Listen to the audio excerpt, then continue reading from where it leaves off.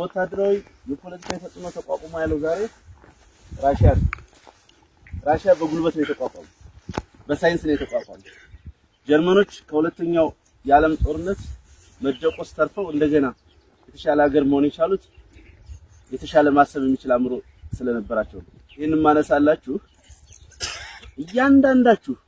እያንዳንዱ አባል የሚተኩሰው ጥይት የሚመልሰው ጥያቄ ግዙፍ እንደሆነ እንድታውቁ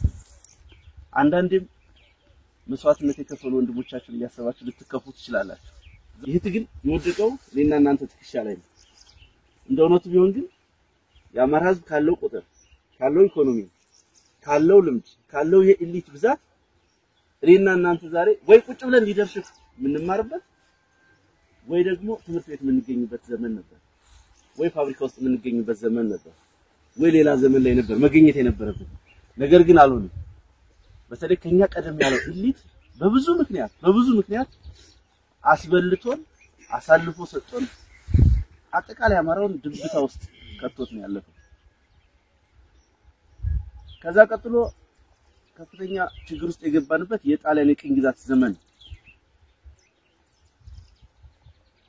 በተለይ በሁለተኛው ወረራ የመጀመሪያው የጣሊያን ወረራ የሚባለው ያዳው ጦርነት የተካሄደበት አጠቃላይ አውሮፓውያን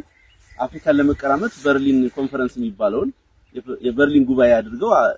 ዛሬ የምታዩትን የአፍሪካ ሀገራትን ድንበር ወስነው ሀገራቱን የተከፋፈሉበት ዘመን ጊዜ ኢትዮጵያ ሰርቫይቭ ያደረገችው ባድዋ ድል ምክንያት ነው እንደውም አንዳንዶች ምን ይሏታል ብላክ ኮሎናይዘር ይሏታል ለምን ያኔ ነጮች ስለነበሩ አፍሪካን እየተቀራመቱ ገዙ በተመሳሳይ ሰዓት አጼ ምኒልክ ኢትዮጵያን እንደገና እየገነቡ የሀገር ግንባታ ስራ ላይ ስለነበሩ ያን እንደ ቅኝ ግዛት በመቁጠር ጥቁር ቅኝ ገዥ ናቸው ሁሉ ይላሉ ያ ዘመን በዛ መንገድ በአሸናፊነት ከተጠናቀቀ በኋላ ከ40 ዓመት በኋላ ጣሊያን መጥቶ 5 ዓመታት ኢትዮጵያ ውስጥ ሲዋጋ አንዱ አሳክቶት በትክክል ከግቡ አድርሶት የሄደው ጉዳይ የአማራን ጥላቻ በኢትዮጵያ የፖለቲካ አየር ውስጥ በኢትዮጵያ የፖለቲካ አፈር ውስጥ መትከልን ይሄንን እጅግ በሚገባ ተሳክቶለት ፈጽሞት በታሪክም እንደተመዘገበው የአማራ የሆኑ አርበኞችን የገደለ የሆነ ያክል ሊሬ የሆነ ያክል ገንዘብ ሽልማት እየተሰጠው እንደሚቻል በዛ ዘመን እንደምታዩት ይሄ ኦሮሞ ይሄ ትግሬ ይሄ አማራ የሚባልም ክፍል አልነበረም ፖለቲካሊ ማለት ነው በዘር ሊኖር ይችላል እንደ ሰው ትኖራለህ ግን የፖለቲካ መሳሪያ የብሔር አጀንዳ የፖለቲካ መሳሪያ ሆኖ በጣሊያን ዘመን ከዛ በኋላም በነበረው ሂደት ደጃዝማች በላይ ዘለቀና ጓዶቹ እንግዲህ ኢትዮጵያ ደመላሽ የሚባሉት ዝም ብሎ አይደለም ደመላሽ ማለት ደመላሽ ነው በዚህ አካባቢ ሰው አዲስ ነገር ስላልሆነ ኢትዮጵያ ደመላሽ ተብሎ የተጠሩበት ምክንያት ኢትዮጵያ አሁን ባለችበት ቁመና እንድትኖር ስላደረጉ ማየት ትችላላችሁ ሌሎችን የአፍሪካ ሀገራት ስነ ልቦናቸውን ሁኔታቸውን አጠቃላይ ታሪካቸውን ከዛ ሁሉ በተለየ ሁኔታ ኢትዮጵያ ውስጥ ማንነቷን ጠብቃ የራይ ኩራቷን ጠብቃ እንድትኖር የአርበኞቹ ተጋድሎ ትልቁን ድርሻ ተወጥቷል በዛ ዘመን ደግሞ እንዳጋጣሚ ነው የዚህ ዓለም ጦርነቶች ምናምን ተከታታይ ጦርነቶች ነበሩ በነገራችን ላይ አንዱ ምክንያት ጣሊያን ተሸንፋ እንድትወጣበት አንዱ የሆነበት ምክንያት በትሪፕል አሊያንስ የሚባለው የጀርመኖች የጃፓኖች እና የጣሊያኖች እንቅስቃሴ በመሸነፉ ምክንያት ጭምር ነው ያኔ በዓለም ጦርነት የኃይል ሚዛኑ ስለተዛባ እንግሊዞችም አሸናፊ ስለነበሩ ነው የመጡት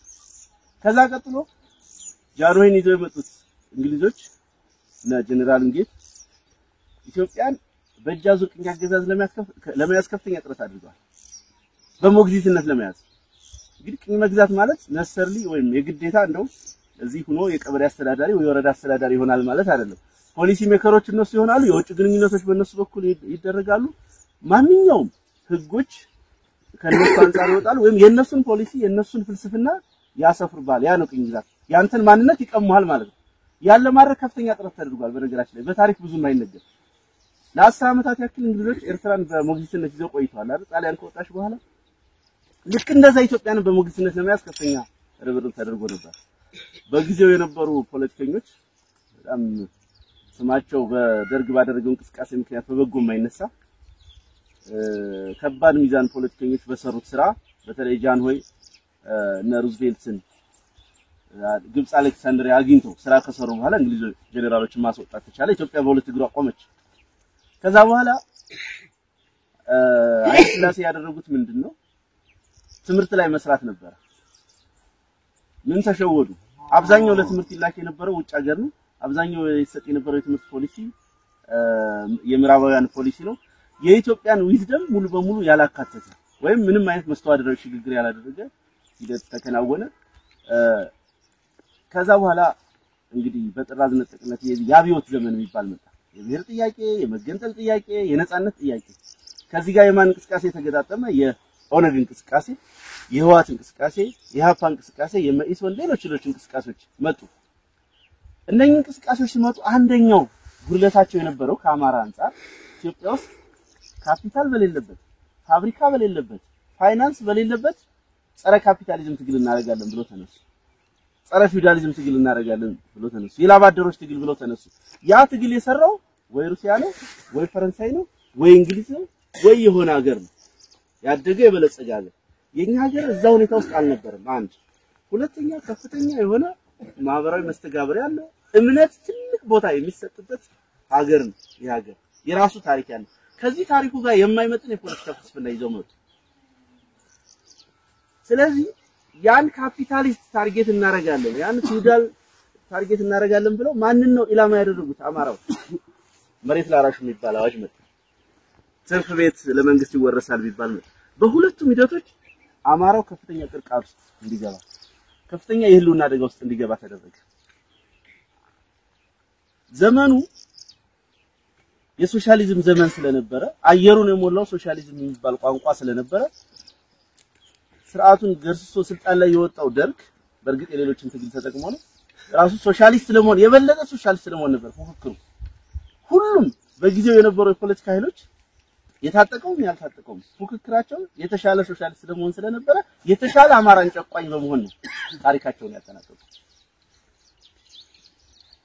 ከዛላ ደርግ በራሱ ጊዜ በሰራው ስህተት ከህዝብ ጋር በመናቆሩ ከህዝብ ጋር ቁርሾ ውስጥ በመግባቱ ምክንያት እንደገና ኢህአፓም የጠራ ዓላማ ይዞ ማህበራዊ መሰረቱን አስተካክሎ ባለ መስራቱ ምክንያት ጊዜውም እንዳነሳው የቅኝ ግዛት ዘመን ማለት የዚህ የሶሻሊዝም ዘመን በመሆኑ ምክንያት ከዚህ ባሻገር ደግሞ ሁለት የነበረው የሩሲያና የአሜሪካ ኃይሎች አንደኛው ወገን እየተሸነፈ በተለይ የአሜሪካ ኃይሎች እያጋደሉ የነበረ በመሆኑ አሜሪካኖቹ ደግሞ ህዋትን ይደግፉ ስለነበረ በ1983 ዓመተ ምህረት ቲፒኤልኤፍ ወደ ስልጣን መጣ ቲፒኤልኤፍ ወደ ስልጣን የመጣበት ዘመን ምን ተደርጎ ነው የሚወሰድ መሰላችሁ በእኛ እይታ የአማራ ጥላቻ ህግ የሆነበት ዘመን ማለት ነው ጥላቻው ከዛ በፊት አለ በይፋ አልተነገረም በህገ መንግስት አልተጻፈም በፖሊሲ አልተሰነደም በአደባባይ አይነገርም ሰበቡና ሽፋኑ ምንድነው ሌላ ፖለቲካ ነው ሌላ ፍልስፍና ነው ሲነገር የነበረው ህዋት ስልጣን ላይ ከወጣበት ጊዜ ጀምሮ ምን ሆነ ያ ጥላቻ ያ አማራን የማጥቂያ መንገድ ህገ መንግስት ተጻፈ በቃ ከዛን ጊዜ ጀምሮ ዛሬ አማራ ክልል በሚባል ሰፊው የአማራ ህዝብ ኢትዮጵያን ሀገረ መንግስት ግንባታ በትውልድ ቅብብሎሽ እዚህ ያደረሰው ህዝብ በሆነ ክልል ውስጥ እንዲከለል ተደረገ ይሄ ብቻ አይደለም በብዙ ቦታዎች ደግሞ ማንነቱ እንዳይታወቅ ጭምር በጣም በሚያሳዝን ሁኔታ በቁጥር አንደኛው ወይ ሁለተኛው በሆነበት ቤኒሻንጉል ጉሙዝ ክልል ውስጥ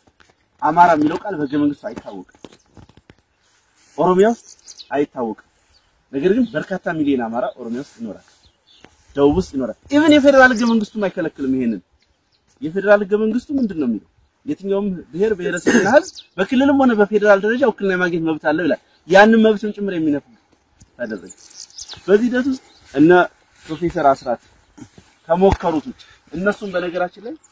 በብሔርተኝነት አይደለም በአማራ ብሔርተኝነት አይደለም የሚሞከሩት አማራን ለማዳን በሚል እንቅስቃሴ እንጂ በኢትዮጵያዊ ብሔርተኝነት ከዛ ቀጥሎ አዲሃን ኤርትራ ላይ ከሞከረው የትጥቅ ትግል እና አብን ጀምሮት በሚያሳዝን ሁኔታ ከተቋጨው ትግል ውጪ ይህ ነው የሚባል ተጨባጭ የሚመጥን ማለት የደረሰብን ትግል በደል የሚመጥን አንዳችም አይነት ፖለቲካዊ ስራ ሳይሰራ የተኖረ ለብዙ አስርት ዓመታት በድብታ ውስጥ በዝምታ ውስጥ እጅግ በጣም በሚያሳዝን ሁኔታ ፍትህን ከሚገለን ወገን እየፈለጉ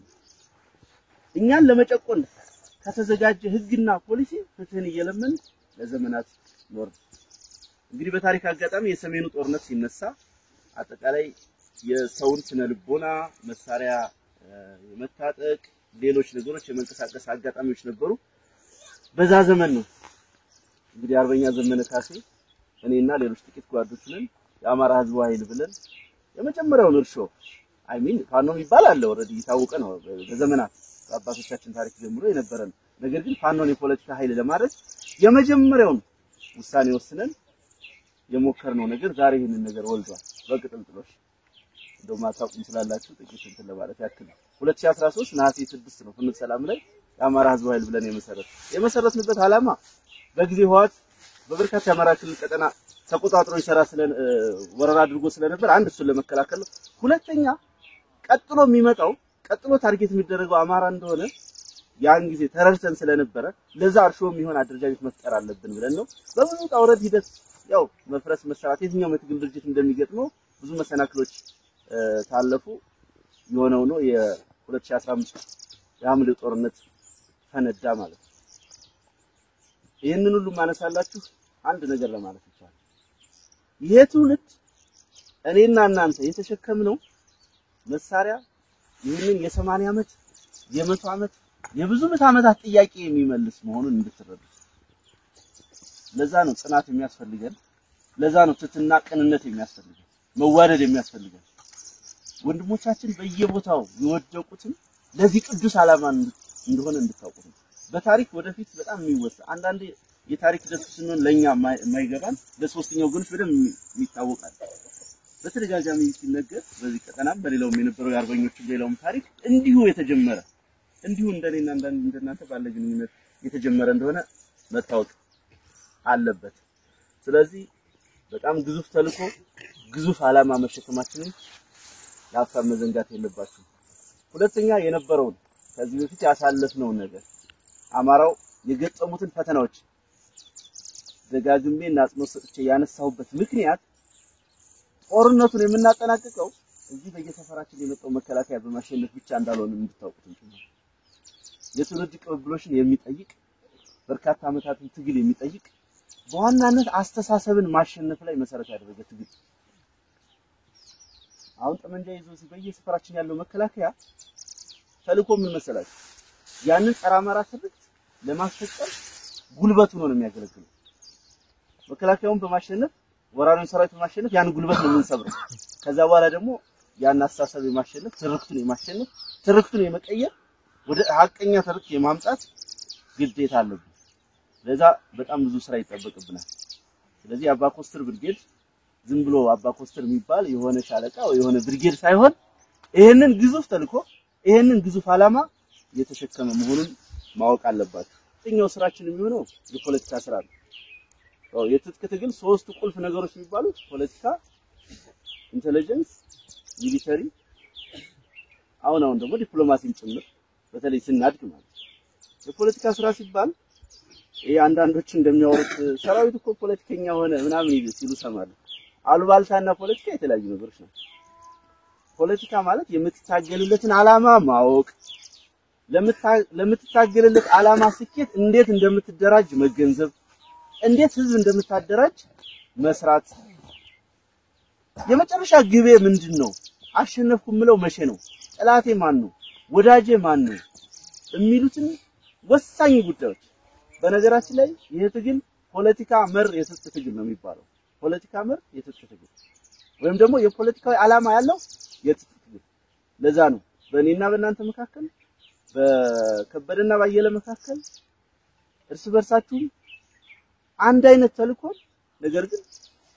ለአሰራር እንዲመች አንደኛው የህዝብ ግንኙነት ስራ ሊሰራ ይችላል ሌላኛው ዘመቻ ስራ ሊሰራ ይችላል ሁሉም ግን ግባቸው ምንድነው አንድም ፖለቲካዊ ግብ ማሳካት ያ ፖለቲካዊ ግብ የሚሳካው ግን በምን ስለሆነ ነው በጉልበት ስለሆነ ነው በሰላማዊ መንገድ ተሞክሮ አገዛዙ ስለተሸነፈ አንዳንዶቹ ሰላማዊ ትግል ምናምን ይያሉ ዛሬም እንዳማራጭ ያወራሉ የለም እንደዛ የሚባል ነገር በሰላማዊ ትግል ማሸነፍ ነው ጨረስ ለምን ጉልበት ያለው አካል ጠመንጃውን አነሳ በሰላም ሲታገሉ ስለዚህ አሸንፈዋል ማለት ነው በሰላማዊ ትግል ሜዳ አገዛዙን አሸንፈን ተስፋ ቆርጠን ነው ወደዚህ መጣ ብዙዎቻችን ስለዚህ ያንን በሰላማዊ ትግል አላሳካ ያልነውን የአማራ የህልውና ጥያቄ የአማራ ነጻነት ማስከበር ነው ስለዚህ ነው ፖለቲካ ስንል የምናወራው ስለዚህ ነው ይሄ በተለምዶ ፖለቲካን ካሉባልታ ከወሬኛነት ጋር ማገናኘት የለባችሁ የፖለቲካ ስራ ደግሞ በዋናነት ዘላቂ የሚሆነው ስር ነቀል የሚሆነው ህዝባዊነት ሲኖር ነው ህዝባዊነት ሲባል በአንድ በኩል ህዝብ ሲደግፈው በዚህ መመዘኛ እኛ ትግል ከፍተኛ የሆነ ህዝብ ድጋፍ አለ ህዝብ ከጎናችን ነው ህዝቡ ይሄን ትግል ይፈልጋል በከተማም በገጠርም ያለው በልኩ ሞብላይዝ ነው ላይ አልሆነም ህዝብ ስንት ሰፊውን ህዝብ ምስኪኑን አርሶ አደሩን ዳውን ሌላውን ነው የምናነሳው ምሁር ነኝ የሚለው በየቢሮ የተቀመጠው ከረባት ያሰረው እሱን ተውት አንዱ ነገር በእኛ ጥረት የሚሆንም አይሆንም በጠላት ችግር ይሆንም አይሆንም ተሳክቷል የህዝብ ድጋፍ አለ ምንድነው እሱን የሚጠበቅብን ፕሪዘርቭ ማድረግ መጠበቅ ነው ያን እንዳናጣ የህዝብ ፍቅራችን እንዳይሸረሸር መጠበቅ ነው ሁለተኛው ተልኳችን የሚሆነው ህዝብ ማደራጀት ነው ይሄን ማነሳላችሁ ነገ ባንድም በሌላ ምክንያት ሚሽን ሊሰጣችሁ ስለሚችል ህዝብን ማደራጀት ነው ህዝብ ማደራጀት ማለት የሆነን ቀበሌ ጎበዝ አለቃን የሆነን ቀበሌ ማለት ብቻ አይደለም ሐሳብ ማስታጠቅ ያስፈልጋል ተስፋ መስጠት ያስፈልጋል ምን እያደረግን እንደሆነ መንገር ያስፈልጋል ሰሞኑን የአፋባ ምኒልክ ወሎ ላይ እየፈጸሙት ያሉትን ገድል በደንብ ካፒታላይዝ አድርገን መንገር አለብን ለህዝቡ ምን ያህል ማድረግ እንደምንችል ምን ያህል ማሸነፍ እንደምንችል ምን ያህል አላማ እንዳለ ባለን ኔትወርክ ባለን ፕላትፎርም ይሄን ማሳወቅ አለብን ስናደራጀው ሐሳብ ነው የምንሰጠው ኔትወርክ ነው የምንሰራው ሴል ነው የምንዘረጋው ይሄ ተዘረጋ ኔትወርክና ሴል ካለ ለዘመናት እኛ መቀጠል እንችላለን መንግስት ስንሆንም የህዝብ ለዘመናት ከጎናችን ይሆናል ፕሮጀክታችን የአንድ አመት የሁለት አመት የሶስት አመት የአራት አመት ፕሮጀክት አይደለም እንዳነሳው ወደ ነበርንበት ልዕልና መመለስ ወደ ትናንት ግርማዊነታችን መመለስ ከሆነ በዛ ልክ የጸና በጣም የጸና ተጋድሎ ያስፈልገናል በዚህ ቀጠና ያለን አመራሮች የአማራ ፋኖ አንድ እንዲሆን ከመጀመሪያው ዕለት ጀምሮ ብዙ ኮሚትመንት ወስደናል ብዙ ኮሚትመንት ገና ፋኖነትን በአዲስ መልክ እናደራጅ ብለን ስንጀምር የአማራ ህዝባዊ ኃይል ነው ያለው የጎጃም ህዝባዊ ኃይል አላለ ህልማችን ስላልነበረ ማለት ነው እውነት ለመናገር እሱንም በሁሉም ቀጠና እንዲቀጥል ለማድረግ ብዙ ስራዎች ሰርተናል በጊዜው እዚህ አጠገባችን አለ አርበኛ ጥላውን አበጅ ህዝባዊ ኃይል ስንመሰርት አብሮን አመራር የነበረ ጓዳችን ሸዋሮቢት ሄዶ ፋኖ አስመርቀዋል ሰርተናል እኔ ደብረ ብርሃን ሄጄ ፋኖ አስመርቀዋል ደቡብ ጎንደር ይሄ ደቡብ ወሎ ሳይንትና ማነው መካነ ሰላም አካባቢ ብዙ ስራ ሰርተናል ነገር ግን ያ ዘመን ከባድ ነበር እንደዛሬው አይደለም ብዙዎቻችሁ አብራችሁ የነበራችሁ ተረድኛላችሁ እየተሽለከለክ በምንድነው የተጀመረ አንዳንዴ ማርሸት የሚለው ነገር አለ በፊት ስልጠና መሰልጠን ነበር አይደል ከባዱ ከዛ ቆየና ቲሸርት ሆነ ብርቅ ሆነ ቲሸርት ማሳተም ከዛ ቀጥሎ ዩኒፎርም ከዛ ያል ጫማ እድገት ስላለው ማለት ነው ፌስ ስላለው አሁን ሶማ ብርጌድ ከነትጥቁ ማስመረቅ ይቻላል ይሄ እንዲመጣ በጣም ብዙዎቹ በሚሊሻ ጥይት የሞቱ አሉ ይወደቁ አሉ ቢኖሩ ኑሮ ዛሬ ይሄን ትግል የት ማድረስ የሚችሉ ማለት ነው ብዙ ዋጋ ተከፍሎ እንዲሁ የተገኘ እድል አይደለም እናንተ ኖራችሁበት እዚህ ስለተገናኘን ይመስላችኋል በሞት መንጋጋ መሃል እየታለፈ ነው እዚህ የተደረሰው ያን ካልቸር በሙሉ አካባቢ የፋኖነትን የፖለቲካ መር ትግል እንዲያደርግ ለስልጣን ለረጅም ጊዜ በነገራችን ላይ በቃ እኔ እኮ ስልጣን ለስልጣን አይደለም የምታገለው የሚባል አባባል ነበር ለአንድ የፖለቲካ ታጋይ ይሄ ነውር ስልጣን ማለት ነሰር ያስረስ የሆነ ሚኒስትር ይሆናል ማለት አይደለም እዛ መድረሴንም እርግጠኛ አይደለም እናንተም እርግጠኛ አይደላችሁ ማናችን እንደምንደርስ ለስልጣን ነው የምንታገለው ስንል የአማራ የሚያዝበት ፖሊሲ የሚወስንበት ህገ መንግስት የሚወስንበት ሀገር የሚዋልበት የዲፕሎማሲ ሂደት ያላት ሀገር እንድትኖረን እንሰራለን በሞግዚት አንተዳደርም በእኛ ስም ልክ ኢህዴን እንዳረገው ባዴን እንዳረገው በእኛ ስም የሆነ አካል ከሆነ ቦታ የበቀለ የህዝባችን ስነ ልቦና የማያውቅ የኛን ታሪክ የማያውቅ የኛን ማንነት የማይረዳ በልቡ እኛን ሊጨቁን እኛን ሊደቁስ የተዘጋጀ አካል በእኛ ስም ስልጣን ላይ እንዲወጣ አንፈቅድም ነው ስልጣን እንፈልጋለን ማለት ሌላ ምንም ቋንቋ የለውም። እንም ለዚህ ትግል ሎያል የሆነ ለዚህ ህዝብ የታመነ አቅም ያለው ትክሻ ያለው ሰው የአማራን ህዝብ ትግል የሚመጥን አቅም ያለው ሰው ወደፊት ይመጣል። ሂደቱ ራሱ ያመጣዋል። አሁን ያለው ሰው ይሆናል፣ ቀጥሎ የሚመጣው ሰው ይሆናል። እሱ ወደፊት በታሪክ የምናገኘው ነው የሆነው ነው። ለስልጣን ነው የምንታገል የሚለውን አስተሳሰብ በማምጣት መሰልጠን፣ መታጠቅ፣ መደራጀትን በማምጣት ኢቭን ቲፒኤልኤፍ እና ብልጽግና በፕሪቶሪያ እንደሚዋሉ ከዛ በኋላ ሙሉ ትኩረታቸው አማራው ላይ እንደሚሆን ያኔ ነው የወሰነው። ያኔ ነው ያወቅነው። ያኔ ነው ስለ አንድነትኛ የሰራ ነው። በየትኛውም ቦታ የሰራ ነው ስራ ጎጃም ሪፐብሊክን ወይም ጎጃም ኪንግደምን ለመመስረት አይደለም፣ አማራን ነፃ ለማድረግ ነው። አማራን ስንልም መለስ ዜናዊ ከልሎ የሰጠንን አማራ አይደለም፣ በየትኛውም የኢትዮጵያ ማዕዘናት ያለውን አማራ ማለታችን ነው። ያን ለማድረግ ብዙ ስራ ሰርተናል። ብዙ ያልተነገረ ነገር፣ ብዙ ተንቀሳቅሰናል፣ ብዙ ሞክረናል። ነገር ግን ህዝባችን በሂደት ነው የሚነቀው። በተለይ ኢሊቱ የፕሪቶሪያ ስምምነት ሊፈጸም የሚችለው ፋኖ ትጥቅ ሲፈታ እንደሆነ አማራ ትጥቅ ሲፈታ እንደሆነ ስለሚታወቅ ነው አብይ አህመድ ልዩ ኃይሉን ያፈረሰው። ለምን አንዳንዶቹ ዛሬ ወልቃይትን የጠበቀው የተከዜ ዘብ ነው ብለው ሲያወሩ ያስቁኛል። ወልቃይትን የጠበቀው የፋኖ ትግል ነው። ማወቅ ያለባችሁ ልዩ ኃይል የፈረሰው ወልቃይትን ለመስጠት ነው። አብይ አህመድ ወደ አማራ ክልል መከላከያ ይዞ የዘመተው ወልቃይትን ለመስጠት ነው። ወልቃይት አንዱ ጥያቄ ብዙ ጥያቄዎችን የሚመልስ ነው። ይሄ ትግል ይሄ ተጋድሎ ወይም ይሆን ደራን ምናምን ብለህ የምትከልለው አይደለም። ይሄ የፋኖ ተጋድሎ ያንን ሁሉ ሚዛን ጠብቋል። ያ እንዲሆን የመጀመሪያውን ድርሻ ተወጣናል። አሁንም ስለ አንድነቱ እያወራን ስለሆነ ወደሱ ልመለስ። ከመጀመሪያው ቀናይ ነበር። በሂደት ግን የተሳሳትናቸው የተሸወርንባቸው በሰዓቱ መፈጸም ያልቻልናቸው አንዳንድ ነገሮች ነበሩ። ለምሳሌ ያኔ የተሟላ አመራር ይዘን የህዝባዊ እንቅስቃሴ አስፍተን ሌላም ነገር አድርገን ቢሆን ብዙ ነገር መሄድ እንችል ነበር። ከዛ በኋላም ቢሆን አፋጎ ከተመሰረተ በኋላ ከሌላው ቀጠና በተለየ ሁኔታ የውስጥ ችግር እንዳይኖር በማድረግ ይህን ቀጠና ሸክፈን በመያዝ በርካታ ስራዎችን ስንሰራ ቆይተናል። ከጓዶቻችን ጋር ላለፉት 2 ዓመታት በተከታታይ ውይይት አድርገናል። አንድነት እንዲመጣ የትግል አንድ እንዲሆን አንድ ካልሆን አንድ ወጥ ድርጅት ካልተሸከመው ዋጋ ቢስ ነው ትግሉ። ያንዶን ከፍተኛውን ዋጋ ስንወጣ ቆይተናል። አሁን ባለንበት ነባራዊ ሁኔታ ሂደቱን ልተውና ጊዜ ስለሚፈጅ የአማራ ፋኖ ብሔራዊ ኃይል የሚባል አደረጃጀት ተመስርቷል። እንግዲህ ያው ሊቀመንበር አልመረጠም፣ ጦር አዛዥ አልመረጠም፣ አጠቃላይ አመራር ምደባ አላደረገም። ለጊዜው በማዕከላዊ ኮማንድ ከያንዳንዱ ቀጠና 3 ሰው ጀነራል ተፈራን ጨምሮ እንዲመሩት ተደርጓል። በጊዜያዊነት ይመጣል። በእርግጠኝነት ነው የምነግራችሁ። እንደው ነገ ዛሬ ብዬ በእናገር ባልችልም ያ የአመራር ምደባ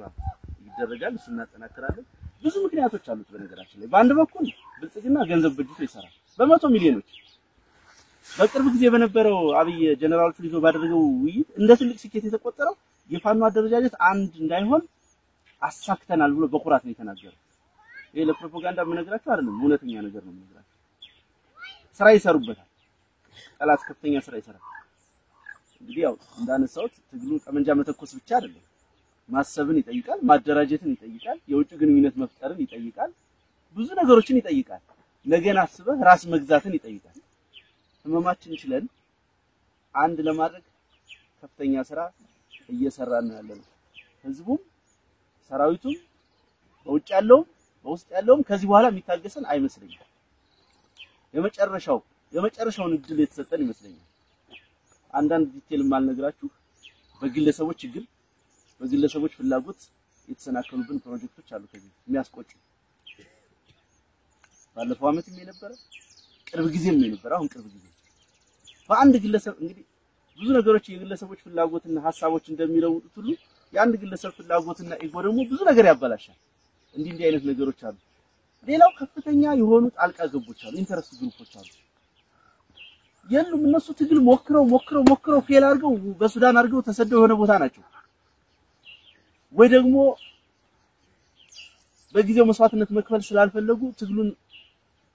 ተሰው የኃይላት የአሰላለፍ ለውጥ አድርገው የሆነ ቦታ ናቸው። ነገር ግን ይሄ ሰራዊት እንዲህ ተፈጥሮ ሳይሆን ዝም ብሎ ከሰማይ የበቀለ አንዳንዶቹ ተሰማላችሁ የህዝብ ትግል ነው እኛም መብት አለን መምራት እንችላለን ይላሉ። አዎ የህዝብ ትግል ነው። ግን ህዝብ ካለ መሪ ያለን ካላንቀሳቀሽ አይደል እንዴ አባ ኮስትር ብርጌድ ጆሲ የሚባል መሪ ከሌለው የለም እኮ አይደል እሱ ባይኖርም ሰንበዲ የሚተካለ ንጥቂያ አለ የእንቱንድ ቀስቅሶ አደራጅቶ እዚህ ያደረሰውን አካል ዲናይ ለማድረግ ለመካድ በጣም በሚያሳፍር ሁኔታ ነገር ግን እነሱ ባለቤት ለመሆን ቅስቀሳ ያደርጋሉ የህዝብ ትግል ስለዚህ አይ የሚፈጠረው ድርጅት ላይ እጃችን ማስገባት አለብን እነዛን በቃ ማወራው ስላጠቃላይ ፋኖ አደረጃጀት ስላፋጎ ወይ ምናምን አይደለም እንድትረዱ ያ ችግር ነው አንድ ወጥ ድርጅት እንዳንፈጠር ያደረገው አሁን መተማመኖች እየተፈጠሩ እጅግ በጣም ተስፋ የሚሰጥ ነገር አለ በየቀኑ ውይይት ይደረጋል በየቀኑ በየቀጠና ያለው ውጊያዎች ይገመገማሉ ቀጣይ ስምሪቶች ይታያሉ የጋራ መግለጫዎች ይወጣሉ ምንም እኮ ፎርዛት ማተር አንድነት ማለት እንደው ያናክል ከባድ አይደለም እንኳን ወታደር ያዛዥ የሚባለው ሰው ከምንጃር እስከ ወልቃይት ያለው ፋኖ በአንድ ፊሽካ ላይ ያዘው እኮ ይችላል እሱ ፕሮሰስ ይጠይቃል ግን የጋራ አቋም መያዝ የጋራ ፖሊሲ መያዝ የጋራ ፋይናንስ ሲኖር የጋራ ስልጠና ሲኖር ይሄን ነው ህዝቡ የሚፈልገው አንድነት የሚባለው ይሄ ነው በትጥቅ ትግል ሂደት በነገራችን ላይ የመጀመሪያው ሳይሆን ይቀራል ይሄ ለፖዚሽን የምንፎካከርበት የለም እንደዛ በነገራችን ምክንያቱም የትጥቅ ትግል የሚያደርግ ሰው ማሸነፍ ብቸኛ ምርጫው ወደ ጎን ምርጫ የለም ማሸነፍ የሚፈልግ ሰው ደግሞ ማርሸት የሚምራው ሽገዛም የሚምራው ጥላውን የሚምራው ምስጋናው የሚምራው ውጤቱን ነው የሚፈልግ ከዛ አንፃር ነው አንተ አይ ለዚህ ቦታም አንተ ትሻላለህ የሚባባለው በጣም በሚገርም ሁኔታ ያለው የመረዳት ልዩነትም ስላለ በመካከላችን እንደዛ የሚል ሰው በብዛት አታገኙ ጊቭን እኮ ነው ምን አንዲስፒዩትድ የምትለው እኮ ነው በዚህ ሰዓት የአማራ ፋኖን በሰብሳቢነት ወይ በሊቀመንበርነት ማን ይምራው የሚለው ሲምፕል ኩዌስችን ማለት በጣም ቀላሉ ጥያቄ እናንተ ብቻ የምትመልሱት አይደል ጎንደር ይደፋን ነው የምትጠይቅ ጎሎን ይደፋን ነው የምትጠይቅ ዘመነ ካሴ ነው የሚለው በጣም ሲምፕል ጥያቄ ማለት ካሉት ውስጥ ቀላሉ አደረጃጀት ስንሰራ ቀላሉ ጥያቄ ይሄ ነው ለምን ምክንያት መደርደር እንችላለን አንድ ሺህ ምክንያት ላመጣላችሁ ይችላል አንድ ሺህ ምክንያት ግን ያን ላለመቀበል የሚመጣው ሰበብ በጣም ያሳዝናል በጣም አሁን ያን አስፈርነቱ እንደፈነዳ ሰሞን መላለስ ነበር ነው ብቻ ነው ብዙ መከራ ነው ያሳለፍነው ያን ጊዜ ዛሬ ያ ዘመን አልፎ እዚህ ጠላት አፍንጫ ስር ምሽግ ሰርቶ ከተማ ላይ የሚቀመጥ እዚህ ብቻ አይደለም ቤቱን ቦታ ስምሪት ቢሰጠው የሚወጣ በአግባቡ ሎጂስቲክስ ብናቀርብለት አባ ኮስትር እርግጠኛ ነኝ የዚህን ቀጠና ትግል ሙሉ በሙሉ ይቀይረዋል ሙሉ በሙሉ በቂ ነው አባ ኮስትር ብቻ ያን የሚያደርግ ኃይል የተፈጠረው የኃይል ግንባታ ስራ መቋረጥ የለበት ኃይል መተካት አለበት ስልጠናዎች መቀጠል አለባቸው በአንድም በሌላ መንገድ እንትሩ ተሳትፎ ውስጥ ስለምትገኙ ነው ይሄንን የምነግራችሁ ወይ ታዛችሁ ትፈጽማላችሁ ወይ ራሳችሁ እንተልኩ ታስፈጽማላችሁ ከዚህ ውስጥ አየነው በቃ በየሰፈራችን ወረዳችን በየጓዳችን ተዋክተን አየነው እና ይሄ እዚህ ጋር ውጊያ ይደረግ እዚህ ጋር ውጊያ ይደረግ የሚል ወይ በፖለቲካ ምክንያት አይመረጥ እንግዲህ አንድ ውጊያ ቦታ የሚመረጠው ወይ ለወታደራዊ ዓላማው ነው ወይ ሎጂስቲክስ ለማግኘት ነው ወይ የጠላትን ከባድ የመከላከል መስመር ለመምታት ነው ወይ ደግሞ የሆነ ፖለቲካዊ ግብ ለማግኘት ነው እነዚህን ታሳቢ ያላደረገ ውጊያ ብዙ ማያስፈልግም የመከላከል ውጊያ ካልሆነ በስተቀር እሱ እንዲኖር መታዘዝ አለበት ግዴታ ብቻና ላይ ውጊያ መደረግ ላይኖርበት ይችላል ድርጅቱ ከፈቀደ እዚህ ሜዳ ላይ ብቻና ላይ ከምትዋጋ የሆነ ቦታ ተዋግቶ የተሻለ ውጤት ማምጣት የምትችል ከሆነ ድሉ የጋራ እንዲሆን እዛ ላይ መስራት አለ ኮስትር ብርጌድ እዚህ ቀጠና ላይ ትልቅ ነገር ይጠበቅባቸዋል ግዝፈታችሁን ተከትሎ ደግሞ የሚመጡባችሁ ነገሮች ይኖራሉ አንድ ኃይል ግዙፍ በሆነ ጊዜ ብዙ ችግሮች ይከሰቱበታል በተለይ በትጥቅ ትግል አንደኛው የጠላት ኢላማ መሆን እንደሚታወቁ ከደብረ ማርቆስ ጀምሮ ያለውን ኃይል እያሰባሰበ ነው አይደል እናንተ ላይ ኦፕሬሽን የሚያደርግ እስከዛሬ አሁን ሶማ በጣም የተሻለ ጠንካራ ሆኗል የሆነው ነው ግን ትኩረት ስለምስቡ እዚህ ቀጠና ካለው ኃይል እዚህ ቀጠና ብቻ ሳይሆን በአጠቃላይ ካሉት ኃይሎችም በቁጥርም በዲሲፕሊንም የተሻላችሁ ስለሆናችሁ ጠላት በከፍተኛ ደረጃ ኦፕሬሽን ለመስራት ለማጥፋት ጥቃት ለማድረስ ርብርብ እንደሚያደርግ መታሰብ አለበት ስለዚህ ይሄን ታሳቢ ያደረገ የህሊና ዝግጅት ይሄን ታሳቢ ያደረገ የሎጂስቲክስ ዝግጅት ይሄን ታሳቢ ያደረገ ዲሲፕሊን ጨዋነት መዋደድ ያስፈልጋችኋል ማለት ነው በብዙ መንገድ ነው የሚመጣው የግዴታ በኦፕሬሽን ብቻ አይደለም ለመከፋፈል የሚሰራ ስራ ይኖራል አሉባልታ ማሰራጨት ይኖራል ስለዚህ ከዚህ መጠንቀቅ አለበት ሁለተኛው ግዙፍ ብርጌድ በሆነ ጊዜ የማስተዳደር ከፍተኛ ፈተና ይገጥማል አመራሮቹ በልምድም በእድሜም ገና በመሆናቸው ምክንያት በእድሜ እንኳን በሳል ናቸው ወይ ጥሩ ባህሪ ያላቸው ብንል ደግሞ በራሱ የተሰጠ ትግል የታጠቀ ኃይልን መምራት የተለየ ክህሎት የሚጠይቅ ነገር ነው። በነገራችን ላይ እኔ ይሄ ትግል ከተጀመረ ወዲህ የገባኝ ነገር ግን ይሄን ትግል የመራ አካል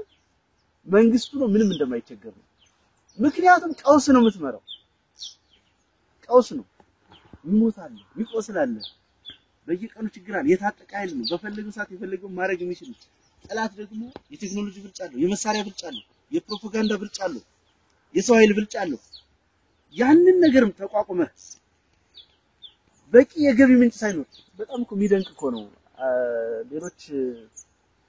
ከኛ ውጭ ሆኖ አይሉት አንዳንዴ በሚኖረን ግንኙነት ይገረማሉ። የትኛው ሀገር ደግፏችሁ ነው? ምን ያክል ሚሊዮን ዶላር ተሰጥቷችሁ ነው ይላል። እኛ በአንቶኖቭ ጥይት አልተጫነንም። ከየትኛው መስመር ምንም እኮ ሰባራ ነገር አላገኘንም ከህዝብ ነው። ስለዚህ ይሄንን ቀውስ መምራት የቻልን ሰዎች መንግስት ሆነ ሀገር ለማስተዳደር በጣም ቀላሉ ጉዳይ ይመስለኛል። አንዳንዶቹ የክልሉን ለቆ ቢወጣ መከላከያ እንደው ባንድ ቀን ፍርም ሳይወጣ መምራት ይችላልላችሁ ይላል። ይሄን ቀውስ መምራት የቻለ ኃይል ነው የምላችሁ። አይደለም አማራ ክልልን አይደለም ኢትዮጵያን አፍሪካን መምራት ይችላል። ስለዚህ ያ አቅም የሚጠይቅ ጽናት የሚጠይቅ ትግስት የሚጠይቅ በጣም የሚፈታተን ስራ ስለሆነ ያ ፈተና እንዳይገጥም ሁላችሁም ጥንቃቄ ማድረግ